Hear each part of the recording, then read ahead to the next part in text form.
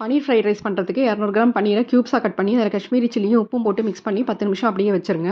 காயெல்லாம் கட் பண்ணி வச்சுட்டு அதேமாதிரி பாஸ்மதி ரைஸை உப்பு போட்டு வேக வச்சாச்சு. ஒரு பேனில் எண்ணெய் விட்டு 10 நிமிஷம் பன்னீர் ஊறினதுக்கப்புறம் அதை ஃப்ரை பண்ணி எடுத்துக்கோங்க. அடுத்து ஒரு குக்கரில் கொஞ்சம் எண்ணெயும் 2 டீஸ்பூன் நெய்யும் விட்டு அதில் 4 பல் பூண்டை பொடியாக கட் பண்ணி போட்டுக்கோங்க. ஒரு துண்டு இஞ்சியை சீவி போட்டுக்கோங்க. ஒரு வெங்காயத்தையும் நீல நிறமாக கட் பண்ணி போட்டு வதக்கிட்டு அதில் காயெல்லாம் சேர்த்துக்கோங்க. பீன்ஸு, கேரட்டு, குடமிளகா, முட்டைக்கோஸ் எல்லாத்தையும் சேர்த்து உப்பு போட்டு மூடி வச்சிட்டிங்கன்னா அந்த காயெல்லாம் வெந்துடும். காய் வெந்ததுக்கப்புறம் அதில் 4 teaspoon soya sauce, 1 teaspoon red chilli sauce, 1 teaspoon green chilli sauce, அப்புறம் பெப்பர் பவுடர், கொஞ்சமாக உப்பு போட்டு மிக்ஸ் பண்ணிக்கோங்க. அந்த பன்னீரையும் ஃப்ரை பண்ண பன்னீரையும் மிக்ஸ் பண்ணிவிட்டு தனியாக எடுத்து வச்சுக்கோங்க ஒரு பிளேட்டில். இப்போ இது லேயராக போடுங்க. ஒரு லேயர் ரைஸு, ஒரு லேயர் அந்த ஃப்ரை பண்ண பன்னீர் வித் வெஜிடபிள், இப்படி போட்டுட்டு கடைசியில் கொஞ்சம் வெங்காயத்தாள் போட்டுக்கோங்க.